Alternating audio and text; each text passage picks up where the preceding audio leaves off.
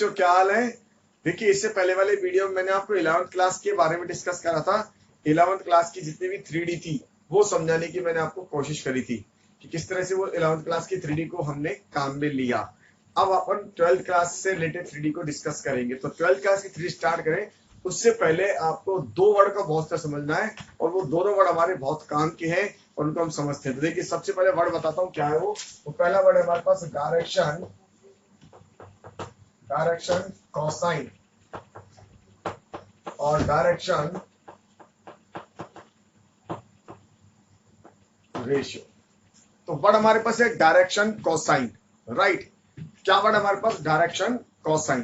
तो देखिए direction cosine क्या चीज होती है ना, उसको अपन को अच्छे से समझना है। तो इसके अंदर एक वर्ड लग रहा है डायरेक्शन और दूसरा कोसाइन, दो वर्ड से मिलकर बना है, एक तो डायरेक्शन और दूसरा क्या? कोसाइन। अभी कोसाइन का क्या मतलब है? यस बिल्कुल सही समझ रहे हैं, कोसाइन मतलब कॉस। देखिए कॉस, अब आप कॉस क्यों कहेंगे, राइट। तो देखिए अगर मान लीजिए आपके कोई एक्सेस है, ये लाइन है, इस लाइन से आप किसी लाइन का ये एंगल निकालेंगे, ये वाला एंगल, राइट। कोई भी लाइन है, इस लाइन के से क्या निकालेंगे? एंगल। तो आप देखिए इसमें और इसमें क्या रिलेशन आने वाला है। अगर आप बोर्ड से देखें तो ये लाइन और इसके बीच में क्या एंगल आएगा? बिल्कुल सही बात है, इसके अंदर क्या आएगा? कॉस अल्फा आएगा, कॉस का एंगल आएगा। Got my point. तो डायरेक्शन कोसाइन क्या है और हमने कॉस एंगल ही क्यों लिया, इसको हम समझते हैं। तो देखिए इसको समझने के लिए अपन फिर अगेन वंस अगेन इस तरह समझेंगे। देखिए फॉर एग्जांपल मेरे पास इस तरह से ये तीन क्या है, फिर मैंने एक पेंसिल ले लिया, ठीक है। देखिए इस तरह की पेंसिल ले ली तीन। अब जरा देखिए इस पेंसिल को, अब ये लाइन है, इस लाइन ने इसके साथ एंगल बनाया अल्फा, राइट। इसने इसके साथ एंगल बनाया कितना? अल्फा। इसके साथ एंगल बनाया बीटा और इसके साथ एंगल बनाया गामा। दोबारा देखिए, इस लाइन ने, ये लाइन बाहर की तरफ प्लेन में, इसने इसके साथ एंगल बनाया अल्फा, इसके साथ एंगल बनाया बीटा और इसके साथ एंगल बनाया क्या? गामा। तो कोसाइंस ऑफ दीज एंगल्स, इसने जो एंगल बनाया इसके साथ, cosines of these angles is known as direction cosine. Cosines of these angles is known as direction cosine. जो इसने इसके साथ एंगल बनाया उसका कॉस। तो आप कहेंगे ये बात, आपके मन में ये बात आने वाली है कि सर ये कॉस ही क्यों लिया। तो ये मैंने आपको समझाने की कोशिश की। तो जरा देखिए, आप ये देखिए, ये लाइन है, ये लाइन इसके साथ एक्स एक्सिस है, ठीक है। अब ये लाइन इसके साथ कैसा एंगल बनाएगी? तो 100% है, ये जो एंगल बनेगा वो क्या होगा? कॉस ही होगा। कोई भी लाइन दूसरे के साथ जो एंगल बनाएगी क्या होगा? कॉस। जैसा हमें फिजिक्स में कहा जाता था कि ये कोई वेक्टर है, वो इस वेक्टर के साथ क्या एंगल बनाएगा? Horizontal component. हॉरिजॉन्टल कंपोनेंट क्या? कॉस। तो हॉरिजॉन्टल कंपोनेंट ही कॉस क्यों होता था? तो उसका रीजन भी यही है कि हॉरिजॉन्टल कंपोनेंट कॉस क्यों होता था या मैंने कॉस क्यों लिया। इन दोनों का मतलब एक ही है। जरा आप देखिए, ये लाइन ऐसे, इस लाइन के साथ इस एंगल बनाया तो ये एंगल कितना आने वाला है? कॉस आने वाला है। आप कोई सी भी लाइन ले लीजिए, कहीं ले लीजिए, मान लीजिए अपनी ये लाइन बना रखी है, अब ये लाइन इसके साथ कितना एंगल बनाएगी? तो आप इसके साथ इस पर ड्रॉप डाल दीजिए। अब ये एंगल थीटा है, तो देखिए इसके साथ ये लाइन, ये मेरी लाइन हो गई, ये एंगल कौन सा बनाएगी? कॉस थीटा बनाएगी, राइट। तो अगर मैंने इसको सीधा ले लिया, बिल्कुल इस तरह से ले लिया, देखिए, और ये मेरी कोई लाइन है, ये लाइन है, अब ये लाइन इसके साथ कितना एंगल बनाएगी? ये थीटा हो गया। तो आप बताइए इसमें और इसमें क्या रिलेशन होने वाला है? तो इसमें क्या रिलेशन होगा? कॉस का ही रिलेशन होगा, राइट। तो ये जो वर्ड बना वो वर्ड इसलिए बना डायरेक्शन कोसाइन, कि जो हमारे पास एंगल बनेगा वो क्या बनने वाला है? कॉस बनने वाला है। तो देखिए मैं इस डायग्राम को दोबारा बनाता हूं। फॉर एग्जांपल ये मेरे पास एक एक्सिस हो गई इस तरह से, ये एक्सिस हो गई और ये लाइन इस तरह से हो गई। अब आपको मैं पहले भी कह चुका हूं, ये आपको बोर्ड पे इस तरह से दिखाई देगी बोर्ड के अंदर की तरफ, जबकि ये लाइन ऐसे है, इस तरह से है, बोर्ड से बाहर की तरफ इस तरह से चल रहा है। अब आप देखिए ये लाइन इसके साथ क्या एंगल बनाएगी? अगर आप इसको समझे तो ये एंगल इसके साथ क्या होगा? कॉस ही होगा, क्योंकि आप यहाँ से ड्रॉप डालेंगे परपेंडिकुलर के साथ एंगल क्या आएगा? कॉस। तो इस लाइन ने इसके साथ जो एंगल बनाया वो क्या बनाया? कॉस बनाया। किसके साथ? एक्स के साथ। इस वाई के साथ क्या बनाया? Cos beta. इसके साथ क्या बनाया? Cos gamma. तो आप कहेंगे सर एक्स वाई और जेड के साथ क्यों लिया, क्योंकि ये इनके से तो मेजर करते हैं। हमें मेजरमेंट करने के लिए क्या चाहिए, कोऑर्डिनेट एक्सिस चाहिए। तो कोऑर्डिनेट एक्सिस के साथ आपने इस लाइन का क्या एंगल करा, मेजर एंगल लिया। तो देखिए आपने ये लाइन ली और इसके साथ इसका एंगल मेजर करा तो कॉस अल्फा आया, इसके साथ इसको मेजर आया कॉस बीटा आया, इसके साथ मेजर करा तो क्या आया, कॉस गामा। तो ऐसा बनाया कॉस अल्फा, ये बना कॉस बीटा और ये बना क्या, कॉस गामा। तो इसका मतलब इसने जो एंगल बनाया कॉस अल्फा, कॉस बीटा और कॉस गामा, और इनको मैं बोलता हूं क्या, डायरेक्शन कोसाइन। राइट। अब देखिए इसका एक वर्ड और लग रहा है डायरेक्शन। आपने कोसाइन तो ले लिया लेकिन साथ वर्ड क्या लग रहा है, डायरेक्शन। अगर मैं आपको इसके साथ अल्फा बीटा और गामा दे दूं, इसका मतलब मैंने क्या करा, मैंने एक्स के साथ वाई के साथ और जेड के साथ इसकी क्या दे दी, आपको वैल्यू दे दी, तो 100% इसकी डायरेक्शन फिक्स हो गई। अब ये लाइन जो होगी तीनों के साथ इस तरह से एंगल बनाती हुई चलेगी। इसका मतलब अगर आपने इसके साथ एंगल दे दिए तो 100% ये लाइन फिक्स हो गई। अब ये लाइन ऐसे ही चलने वाली है क्योंकि आपने इसका एक्स के साथ एंगल दे दिया, वाई के साथ एंगल दे दिया और जेड के साथ एंगल दे दिया, इसलिए इसका वर्ड क्या लगा, डायरेक्शन कोसाइन। तो दोबारा देखिए, if line makes alpha beta and gamma angle from x Y Z, then cosines of these angles is known as direction cosine. तो दोनों वर्ड आपको क्लियर हो गए। एक तो कॉस क्यों लिया, क्योंकि इनके बीच एंगल जो बनेगा इस लाइन के साथ इस एक्स एक्सिस जो एंगल बनाएगी वो हमेशा क्या बनाएगी, एंगल हमेशा अल्फा बनाएगी। देखिए कोई भी एक्सिस हो और ये लाइन हो तो 100% है वो उसके साथ हमेशा कौन सा एंगल बनाएगी, ये वाला एंगल। इस वर्ष में क्या एंगल आएगा, यस कॉस ही आएगा। तो इसलिए हमने इसको क्या लिया, कॉस लिया। बहुत सारे स्टूडेंट पूछते हैं सर कॉस ही क्यों लिया, तो उसका जवाब आपको मिल गया। तो इनका एंगल जो बना उसका cosine is known as direction cosine. Got my point. तो ये डायरेक्शन कोसाइन हमें समझ में आ गया। इसका मतलब ये मुझे क्या देने वाला है, ये मुझे इस लाइन की डायरेक्शन को देगा। तो कभी भी अगर मुझे लाइन की डायरेक्शन के बारे में रीड करना है, लाइन की डायरेक्शन को जानना है, तो मुझे उसके अल्फा बीटा को आना जरूरी है। अल्फा बीटा गामा अगर वो वैल्यू मेरे पास आ जाएगी तो वो लाइन की डायरेक्शन को बता देगा। अब मेरे पास दूसरा वर्ड आता है डायरेक्शन रेशियो। क्या वर्ड आया, डायरेक्शन रेशियो। अब ये डायरेक्शन रेशियो क्या होता है, देखिए डायरेक्शन रेशियो को समझने से पहले आपको एक छोटा सा काम और समझना है। ये डायरेक्शन रेशियो क्या चीज होती है, ये डायरेक्शन रेशियो होता है प्रोजेक्शन। ठीक है। अब ये प्रोजेक्शन वर्ड क्या होता है, देखिए बहुत सिंपल सी भाषा में अपन समझे तो प्रोजेक्शन क्या चीज होती है। अगर मुझे कुछ भी नहीं आया तो मैं एक छोटी सी बात कहूंगा कि देखिए ये लाइन है, राइट। अगर मैं आपसे कहता हूं ये कोई लाइन है और ये कोई सन है, आपने इस पे इससे ड्रॉप डाल दिया, तो इनके बीच में जो ये एंगल, ये जो distance I that is projection. इसका मतलब इस सन की जो शैडो बनेगी, इस सन की इस लाइन की जो शैडो बनेगी, ये जो शैडो बनेगी दैट इज प्रोजेक्शन। बात समझ में आई। और देसी भाषा में क्या बोल सकते हैं अपन इसको, शैडो या छाया। ठीक है, हिंदी में क्या बोलेंगे, छाया, shadow. Shadow of line, shadow of line. अब इसको मेजर करना है तो मेजर करने के लिए मेरे पास फिर क्या चाहिए, एक्स एक्सिस चाहिए, वाई एक्सिस चाहिए और जेड एक्सिस चाहिए, क्योंकि मेजरमेंट तो इन पे ही करेंगे अपन। एक्स पे मेजर करेंगे, वाई पे मेजर करेंगे और जेड पे मेजर करेंगे। तो देखिए ये जो वर्ड होता है यही प्रोजेक्शन होता है, राइट। प्रोजेक्शन क्या होगा, मान लीजिए मेरे पास कोई लाइन ऐसी बन गई और ये है, तो आप जरा देखिए ये सन है, राइट। तो यहां से इसका ड्रॉप यहां आएगा और यहां से ड्रॉप इसका यहां आएगा, तो इनके बीच में जो डिस्टेंस आएगी दैट इज प्रोजेक्शन, या इसको हम बोल सकते हैं क्या, शैडो। तो यही शैडो काम का है हमारा, राइट। तो पहली बात तुमने वर्ड सीखा क्या, प्रोजेक्शन। प्रोजेक्शन का मीनिंग समझ में आया। अब हम इसको मेजर कैसे करेंगे और किस तरह से हम इसको डिस्कस करना है, तो देखिए क्या लिखने वाले हैं, डायरेक्शन रेशियो क्या चीज होती है, the projection of line segment, the projection of line segment.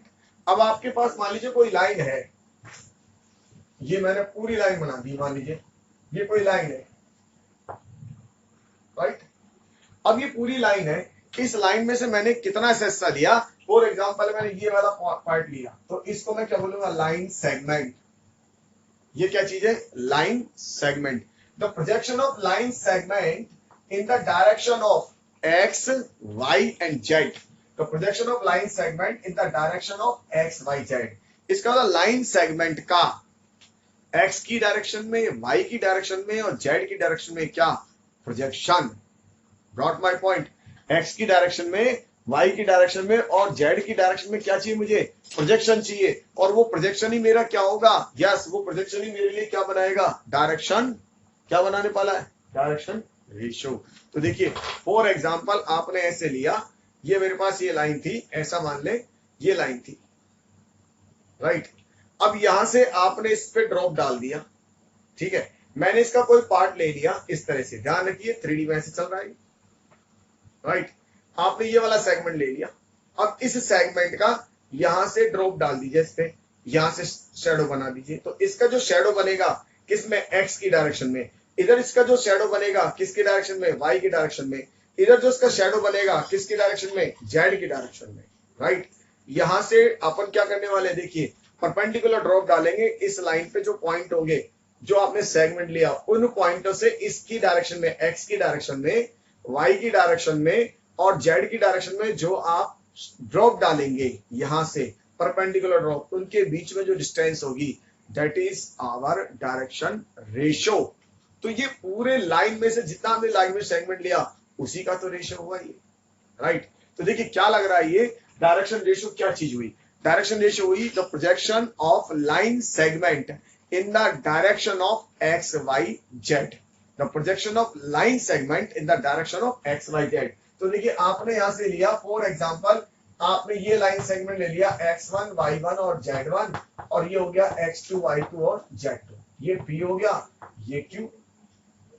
अब आपने x की डायरेक्शन में प्रोजेक्शन निकाला, तो देखिए यहां से लेंथ कितनी होगी x1 और ये लेंथ कितनी होगी x2, तो ये मेरा हो गया x2 माइनस x1, राइट।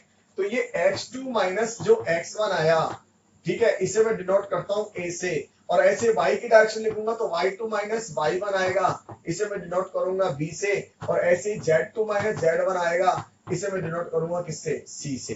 तो प्रोजेक्शन ऑफ लाइन सेगमेंट, इस लाइन सेगमेंट का x की डायरेक्शन में, देखिए मैंने आपसे कहा था प्रोजेक्शन, प्रोजेक्शन का मतलब आपको मालूम है शैडो, अभी समझाया कि मान लीजिए मुझे किसी भी चीज का शैडो निकालना है तो आप वहां से उस पर ड्रॉप डाल दीजिए, ये परपेंडिकुलर ड्रॉप डाल दिया, और इनके बीच में जो अपन ये मेजर करेंगे इसको क्या बोलते हैं अपन, प्रोजेक्शन, राइट। सिंपल सी बात, शैडो छाया, ये जो प्रोजेक्शन आया, ठीक है, अब इसको मैं मेजर करना चाह रहा हूं किसकी डायरेक्शन में, यस एक्स की डायरेक्शन में, किसकी डायरेक्शन में, वाई की डायरेक्शन में, और किसकी डायरेक्शन में, जेड की डायरेक्शन में। तो projection of line segment in the direction of x Y Z is known as direction ratio, ठीक है। तो आपको मीनिंग समझ में आ गया होगा, डायरेक्शन कोसाइन और डायरेक्शन रेशियो प्रॉपर आपको मीनिंग मालूम होना चाहिए। ऐसा नहीं सिंपल हम ये बोल दे कि ये एबीसी होता है और वो एल एम और एन होते हैं, जनरली ऐसा ही होता है, एबीसी और एल एम एन बोलते हैं, नहीं, पहले आप इसकी मीनिंग समझिए, और मीनिंग ये डायरेक्शन कोसाइन क्या होता है, if a line makes alpha beta gamma angle from x Y Z then cosines of these angles is known as direction cosine, right। और डायरेक्शन रेशियो क्या होता है, line segment, the projection of line segment in the direction of x Y Z, उसका कितना shadow बनने वाला है x की डायरेक्शन में, जो आपने लाइन सेगमेंट लिया है उसका कितना शेडो बनेगा एक्स की तरफ, कितना शेडो बनेगा वाई की तरफ, कितना शेडो बनेगा किसमें, जेड में, इसको हम बोलेंगे डायरेक्शन क्या, रेशियो। तो देखिए एक बार दोबारा हम समझते हैं डायरेक्शन कोसाइन और डायरेक्शन रेशियो को, ताकि पूरा का पूरा 3D में समझ में आ जाए। तो देखिए ये क्या चीज है, डायरेक्शन कोसाइन, डायरेक्शन कोसाइन का मतलब क्या हुआ, if a line makes alpha beta and gamma angle from x Y Z, ठीक है, respectively, then cosines of these angles, इन एंगल का cosines, इसका मतलब cos alpha, cos beta and cos gamma is known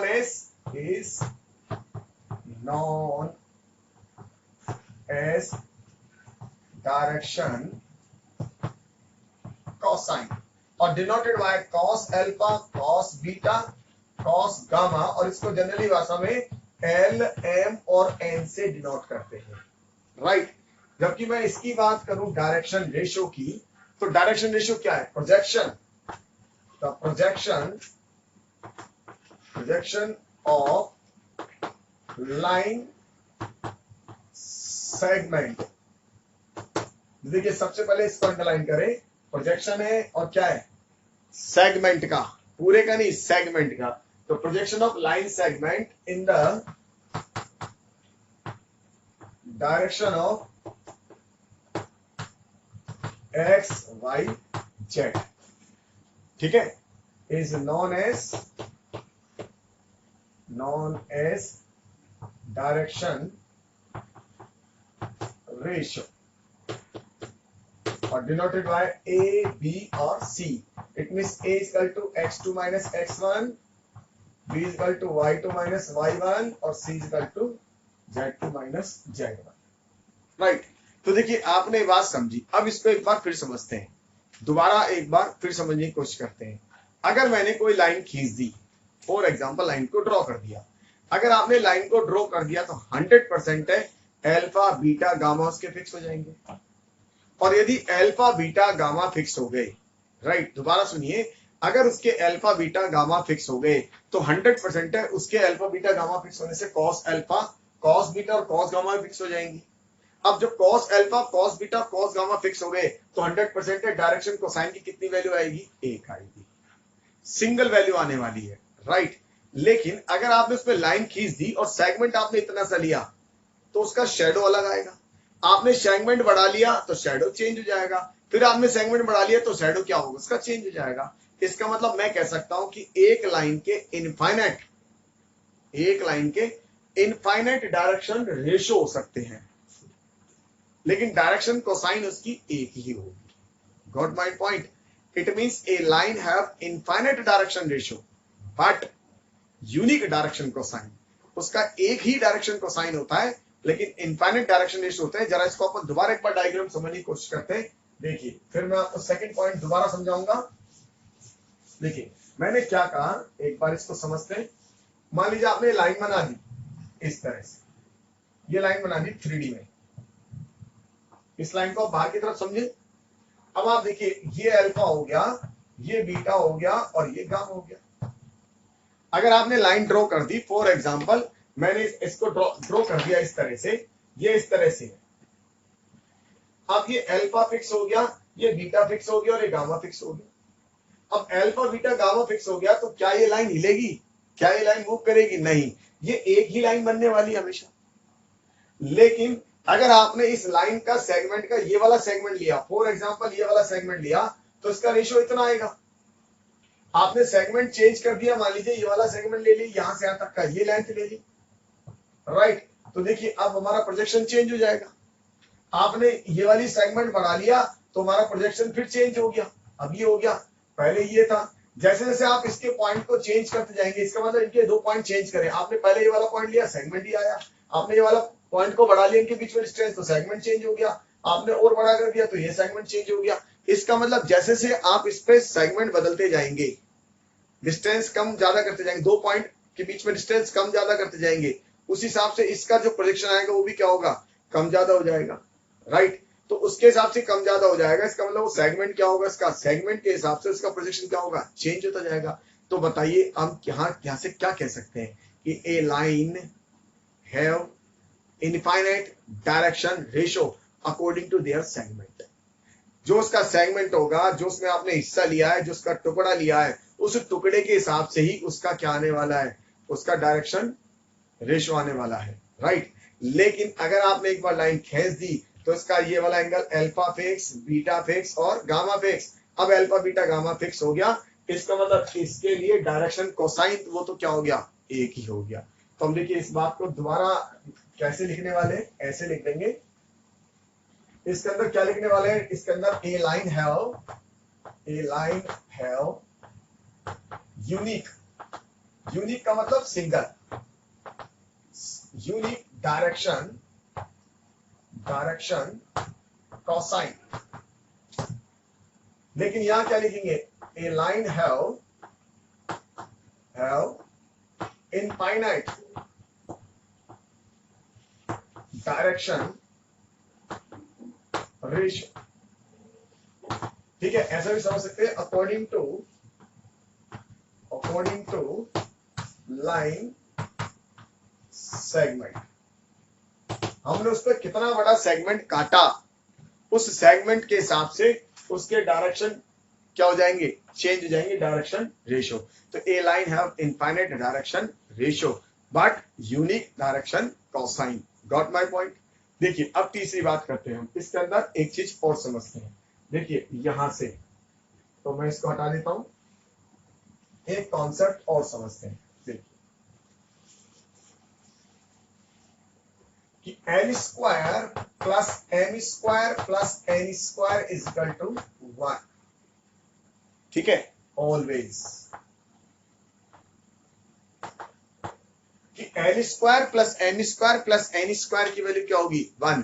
इसका मतलब इन डायरेक्शन कोसाइन में क्या रिलेशन होने वाला है, l square plus M square plus N square की वैल्यू क्या आएगी, 1 आएगी। Got my point. और a square plus B square plus C square is equal to r square, ये डायरेक्शन रेशियो में रिलेशन आने वाला है।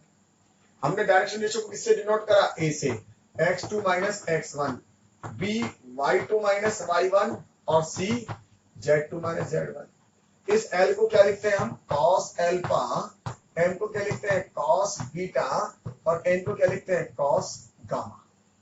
देखिए अब हमारे मन में ये आ रहा होगा कि ये आया कैसे और किस तरह से हमने इसको निकाला, तो वो भी जानने की कोशिश करते हैं किस तरह से ये आया और किस तरह से हमने इसको निकाला। तो एक बार वापस हम बैक टू डायग्राम पे चलते हैं और डायग्राम से इसको पकड़ने की कोशिश करेंगे, फिर आपको ये बात समझ में आएगी।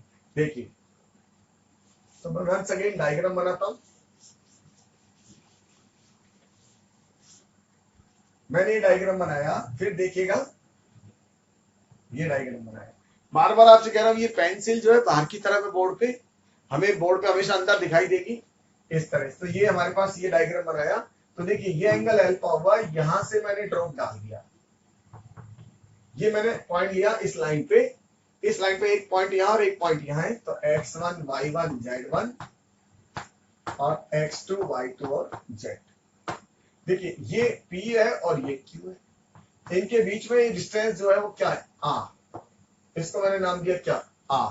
तो देखिए r क्या हुआ, इस r की बात करें तो r होगा मेरे पास x2 माइनस x1 का whole square plus y2 minus y1 का whole square plus z2 minus z1 का होल स्क्वायर। तो देखिए जरा इसको सिंपलीफाई करें तो r स्क्वायर, इसको मैं क्या बोलता हूं, a, तो a square plus b square plus c square. Got my point. देखिए ये जो सेगमेंट था इसको हमने नाम दिया, यहां से हमने शेडो बनाया, यो कहे कि ये सन बना तो इसका शेडो बना, इसका प्रोजेक्शन ये बना, तो ये प्रोजेक्शन कितना आया, x2 माइनस x1, राइट। तो ये मेरे पास वैल्यू कितनी है, किसकी डायरेक्शन में, ये x की डायरेक्शन में, ऐसे ही y की डायरेक्शन में और ऐसे ही z की डायरेक्शन में। तो देखिए कितना आएगा, ये a square plus b square plus c square कितना बन गया, r square. Got my point. अब देखिए ये अल्फा है, ये भी अल्फा होगा। अब यहां से ये वैल्यू a है, तो बताइए इस वर्ष में क्या रिलेशन होगा, तो आप कहेंगे सर cos अल्फा, तो cos अल्फा भी होना चाहिए क्योंकि आपने यही तो कहा डायरेक्शन कोसाइन, तो इसमें cos अल्फा होगा, इसका मतलब ये हो गया a बाय r, राइट। ऐसी cos बीटा निकालेंगे तो ये बनेगा b बाय r, और cos गामा निकालेंगे तो क्या बनेगा, c बाय r। या आप इसको ऐसे भी कह सकते थे कि x2 minus x1 by r, y2 minus y1 by r और z2 minus z1 bye r। अब देखिए अब तीनों का स्क्वायर करते हैं हम और इनको ऐड कर लेते हैं, तो cos square alpha plus cos square beta plus cos square gamma, right. क्या बन गया, देखिए x2 माइनस x1 का होल स्क्वायर डिवाइडेड बाय कितना, r square plus y2 minus y1 का whole square divided by r square plus z2 minus z1 का whole square divided by कितना, r square. तो आप देखिए क्या है, ये जो चीज है ये भी r स्क्वायर इक्वल है, इसका मतलब मैं इसका एलसीएम लूंगा तो ये कितना आएगा, r स्क्वायर ऊपर भी r स्क्वायर, ये कैंसिल आउट और वैल्यू कितनी आ गई, 1। तो यहां से फाइनल रिजल्ट क्या निकला कि L square plus M square plus N square is equal to 1। इसका मतलब डायरेक्शन कोसाइन। तो डायरेक्शन कोसाइन में क्या रिलेशन हुआ कि L square plus M square plus N square किसके इक्वल 1। और डायरेक्शन रेशियो में क्या रिलेशन हुआ कि a square plus B square plus C square कितना हो गया वो आर स्क्वायर के इक्वल। तो ये बात आपको समझ में आ गई। थर्ड पॉइंट आपको समझ में आया। मैंने 3 पॉइंट आपको समझाए। एक तो उनकी डेफिनेशन क्या होती है, फिर दूसरा पॉइंट हमने एक लाइन के कितने डायरेक्शन रेशियो होते हैं और कितने डायरेक्शन कोसाइन। तो लाइन के तो एक डायरेक्शन कोसाइन होता है लेकिन इनफाइनाइट डायरेक्शन रेशियो। और तीसरी बात हमने क्या समझी, उनमें एक रिलेशन। तो रिलेशन क्या था कि a square plus B square plus C square किसके इक्वल आर स्क्वायर के equal. L square plus M square plus N square किसके इक्वल 1 के इक्वल। तो ये बात आपको क्लियर हो गई होगी डायरेक्शन कोसाइन और डायरेक्शन रेशियो के बारे में। ठीक है, तो यहां तक अपन को समझ में आए। अब हम चलेंगे इनके रिलेशन को एक बार फिर समझेंगे। देखिएगा इनके रिलेशन को हम फिर समझते हैं।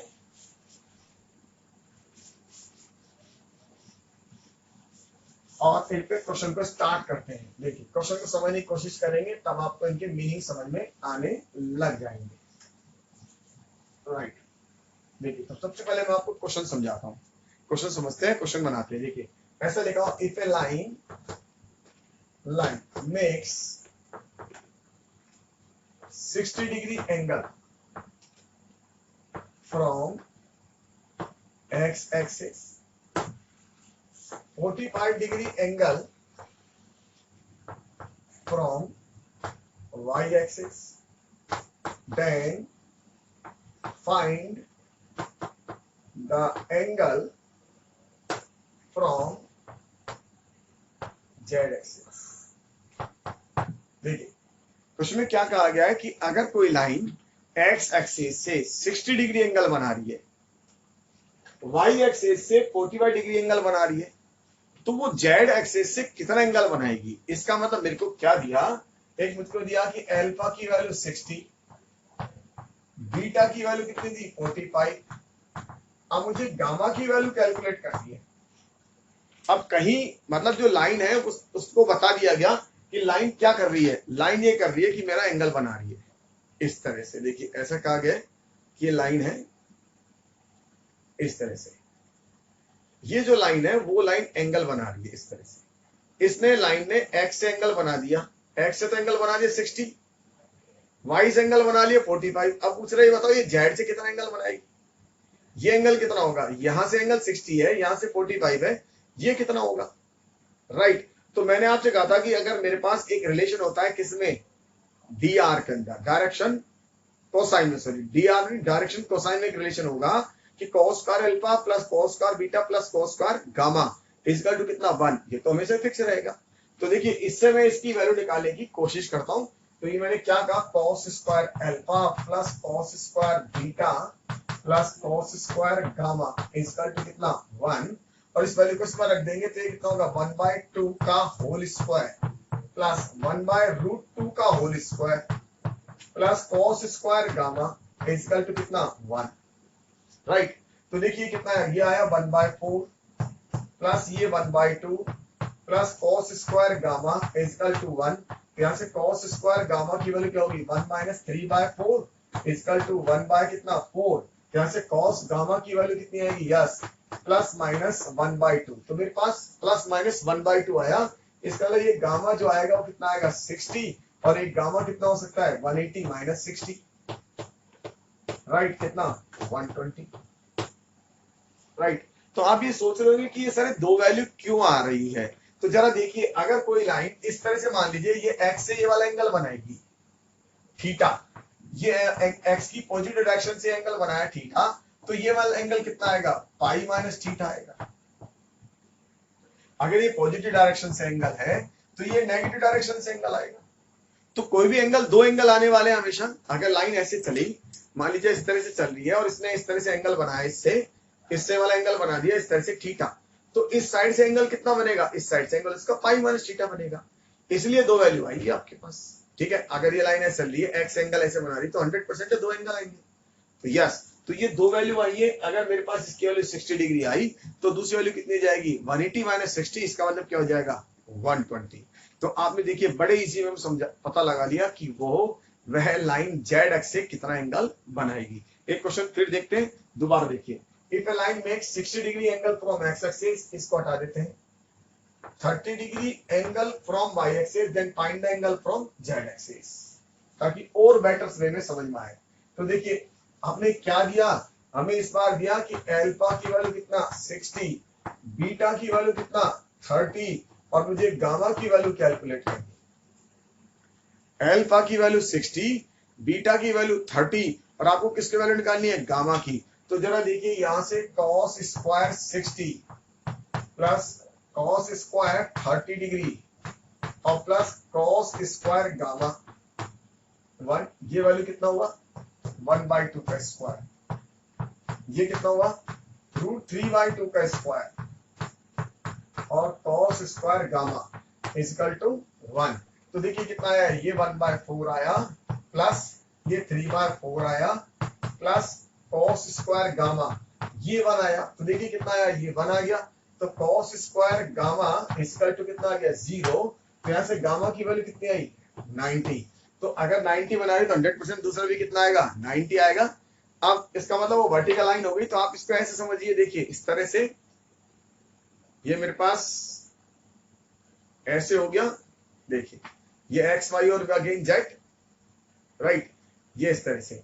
अब देखिए यहां से इसने कितना एंगल बनाया इसको समझिएगा, ये ऐसे हो गया, मान लीजिए ये ऐसे, इसने इसके साथ कितना एंगल बना लिया, इसके साथ ये 60 बना लिया, ये 30 बना लिया। अब बताओ 100% ये कितना आएगा 90 आएगा, क्योंकि जब ये 60 हो गया, ये वाला एंगल 30 हो गया, तो आप देखिए ये वाला एंगल इसके साथ कितना जाएगा 90 आ जाएगा, राइट। तो आपको चीज दिखाई दे रही होगी 90 एंगल आ गया हमारे पास। तो इस तरह से मैं आपको 2 एंगल दे सकता हूं कभी भी और तीसरा एंगल कैलकुलेट करा सकता हूं, राइट। क्या मैं आपको तीनों एंगल देके भी कोई क्वेश्चन पुट अप कर सकता हूं। देखिए एक क्वेश्चन अपन और पुट अप करते हैं, एक क्वेश्चन और बनाते हैं ताकि आपको एक बात समझ में आए। देखिए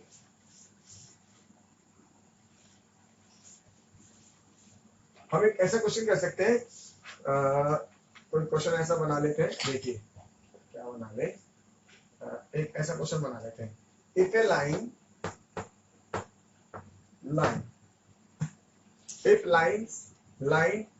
if a line equally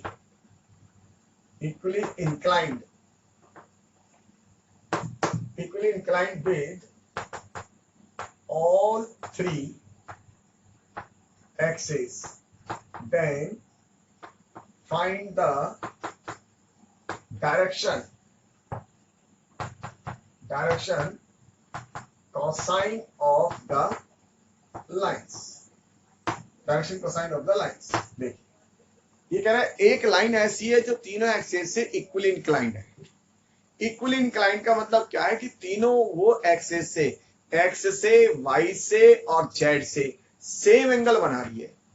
equally inclined का मतलब देखिए कि वो एक्स से, वाई से और जेड से तीनों से सेम एंगल बना रही है। इसका तीनों से बराबर एंगल बना के चल रही है। सेम एंगल मतलब बराबर एंगल बना के चल रही है। तो बताइए उस लाइन के डीआर या उस लाइन के क्या डीसी कितने होंगे। ये हमसे क्वेश्चन पूछा है कि उसके डीसी कितने होंगे। तो यहाँ देखिए आपको क्या दिया, यहाँ दे दिया अल्फा की वैल्यू बीटा के और बीटा की वैल्यू किसके इक्वल गामा के। तो देखिए यहाँ से cos square alpha plus cos square alpha plus cos square alpha equal to कितना 1 और 3 cos square alpha equal to 1। तो यहाँ से cos स्क्वायर अल्फा की वैल्यू 1/3 और cos अल्फा कितना हो गया 1/√3 प्लस और माइनस। इसका मतलब L की वैल्यू आ गई प्लस माइनस 1/√3, M की वैल्यू क्या आ गई प्लस माइनस 1/√3 और N की वैल्यू क्या हो गई प्लस माइनस 1/√3। तो ऐसी वो लाइन होगी। और मुझसे क्या पूछा था, इसके डायरेक्शन कोसाइन। तो डायरेक्शन कोसाइन कितना है, हम कह सकते हैं डायरेक्शन कोसाइन का है कितना है 1/√3 1/√3 1/√3, माइनस का 1/√3 माइनस का 1/√3 माइनस का 1/3। तो इस तरह की जो लाइन होगी वो लाइन हमेशा उनसे क्या होगी इक्वली इंक्लाइंड होगी। इसका मतलब वो लाइन उनसे सेम एंगल बनाती हुई चल रही होगी। Third my point. तो ये बात आपको समझ में आ गई, मीनिंग क्लियर हो गया, लाइन के बारे में क्वेश्चन क्लियर हो गए। अब मैं आपको जब बाद में कराऊंगा तो एक बार बहुत अच्छे क्वेश्चन कराऊंगा इसके ऊपर, एक साथ बहुत सारे क्वेश्चन हम लेंगे। फिलहाल हम ये थ्योरी पॉइंटों को समझने की कोशिश कर रहे हैं। जैसे जैसे आपको थ्योरी समझ में आएगी वैसे हम क्वेश्चन को करने की कोशिश करेंगे। तो ये मीनिंग अपन को समझ में आ गया। अब मैं आपको लेके चलता हूँ डायरेक्शन रेशियो की तरफ, और डायरेक्शन रेशियो और डायरेक्शन कोसाइन में क्या रिलेशन होता है, और फिर उसके क्वेश्चन करेंगे। तो देखिए डायरेक्शन रेशियो की तरफ चलते हैं अपन, और डायरेक्शन कोसाइन से रिलेशन का बनाएंगे। तो relation between direction cosine and direction ratio, relation between direction cosine and direction ratio। देखिए डायरेक्शन कोसाइन और डायरेक्शन रेशियो में क्या रिलेशन होता है। तो अभी अपन ने एक डायग्राम बनाया था, उस डायग्राम को वंस अगेन फिर प्लॉट करते हैं। ये लाइन थी, ये पॉइंट था, यहां से ड्रॉप डाला, ये मेरे पास क्या था, आर था, ये क्या था, x2 माइनस x1 था, ये अल्फा था, राइट। तो देखिए इसको मैंने ए नाम दिया। तो यहां से इसके साथ क्या रिलेशन निकला कि cos अल्फा इजकल टू कितना, a बाय आर। ये रिलेशन आ गया कि L इजकल टू कितना, L is equal to a by R. What my point. तो L इजकल टू कितना, a बाय आर, ऐसी m इजकल टू कितना होगा, b बाय आर, और n इजकल टू कितना होगा, c बाय आर, राइट। तो n is equal to a by are, m is equal to b by are, और n is equal to कितना, c by R. ये मेरा एक रिलेशन आ गया, राइट। तो यहां से अपन एक चीज और समझ सकते हैं। देखिए अगर आप इसका स्क्वायर करके ऐड कर देंगे तो n square plus n square plus n square, तो भी आपको बात समझ में आ जाएगी। यहां से भी समझ में आ जाएगा, a square plus b square plus c square divided by r square, ये r स्क्वायर ये, और r स्क्वायर ये, जो भी थोड़ी देर पहले निकाला था। तो r square by r square कितना, 1। ये भी हमें समझ में आ गया, राइट। तो यहां से L क्या हुआ, L की वैल्यू हो गई a अपॉन r, m की वैल्यू b अपॉन r, और n की वैल्यू क्या, c अपॉन r। अब आप देखिए यहां से एक चीज और कह सकते हैं कि a क्या होता है, x2 माइनस x1, राइट। अब किसी बच्चे ने x2 माइनस x1 की जगह x1 माइनस x2 लिख दिया तो भी वो dr है, ठीक है। तो x2 माइनस x1 की जगह अगर x1 माइनस x2 लिख दिया, या y2 माइनस y1 की जगह y1 माइनस y2 लिख दिया, तो भी वही है। इसका मतलब मैं एक बात और बोल सकता हूं कि यहां से क्या कह सकता हूं, देखिए कि L इजकल टू कितना, plus minus a by R, right. ये जो a है, आपने x2 किसको माना है, x1 किसको माना है, उस पर डिपेंड करेगा, राइट। तो ये जो हमारे पास आएगा L इजकल टू कितना, plus minus a by are, m is equal to कितना, plus minus b by are, और n इजकल टू कितना, plus minus c by r. वैसे भी आप ये कह चुके हैं कि जब आप कोई लाइन एंगल बनाएगा, तो अगर वो इधर से पॉजिटिव बना रहा है 60, तो इधर से कितना बनाएगा, 120। तो जरा आप सोचिए इसकी कितनी वैल्यू आएंगी, 100% तो 2 वैल्यू आएंगी, इधर से भी और इधर से भी। तो देखिए उसकी वजह से ही प्लस माइनस आ सकता है। तो दोनों रीजन आपको मिल गए। एक रीजन तो ये x2 माइनस x1 लिख दें, एक रीजन ये कि आप एंगल बताइए, अगर उसने x की पॉजिटिव डायरेक्शन 60 बनाया, तो नेगेटिव डायरेक्शन से कितना बनाएगा, वो 120 बनाएगा। तो 100% है, वो क्या होगा, कॉस की 2 वैल्यू आएंगी, एक प्लस वाली और एक माइनस वाली। तो वो 2 वैल्यू को हम ऐसे भी कंसीडर कर सकते हैं। तो प्लस माइनस आने के आपको रीजन मिल गए, ये प्लस माइनस क्यों आए, क्योंकि कई वो बच्चों का क्वेश्चन भी होता है कि ये प्लस माइनस क्यों आ रहे हैं। तो प्लस माइनस आने का रीजन मिल गया, क्योंकि अगर वो इधर से एक्यूट एंगल बना रही है तो 100% क्या आएगा, ऑब्ट्यूज। अगर जैसे 90 से कम बना रही है तो 90 से क्या होगा, ज्यादा होगा, और 90 ज्यादा होगा तो वो क्या हो जाएगा, नेगेटिव हो जाएगा, ये आपको मालूम है। तो एक प्लस का एंगल बनेगा और एक माइनस का एंगल बनेगा। Got my point. तो अपनी बात समझ में आ गई होगी। तो इसलिए मेरे पास क्या आया, L equal to plus minus a by are, m equal to plus minus b by are, और n equal to plus minus c by R. तो देखिए आपके पास ये रिलेशन आ गया, ठीक है। तो अब मैं इस पे आपको क्वेश्चन कराने की कोशिश करता हूं। देखिए तो बिल्कुल जीरो से क्वेश्चन को स्टार्ट करते हैं। देखिए कैसे कैसे क्वेश्चन मिल सकते हैं हमारे पास। ये कहेंगे if the end points of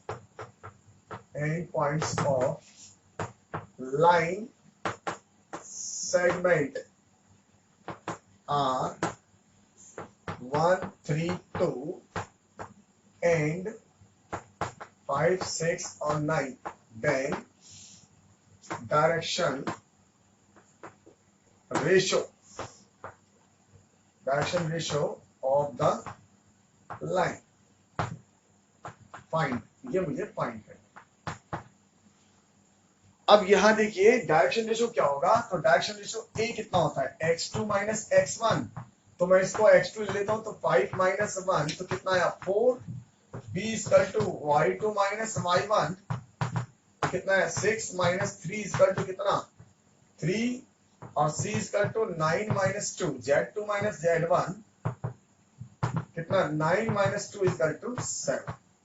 इस केस में मैंने इसको x2 y2 z2 लिया, किसी अदर स्टूडेंट ने इसको x1 y1 z1 ले लिया और इसको x2 y2 z2 ले लिया, तो मेरे पास a की वैल्यू हो जाएगी -4, b की वैल्यू क्या जाएगी -3 और c की वैल्यू क्या आ गई -7।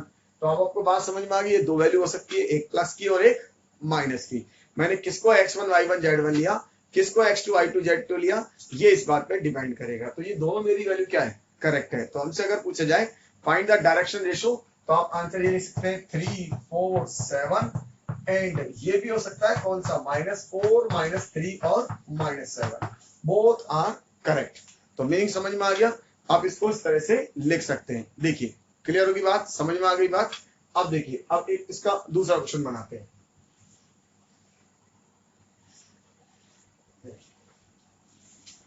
ये कहते 3 5 7 3 5 2 direction ratio of the line, then find direction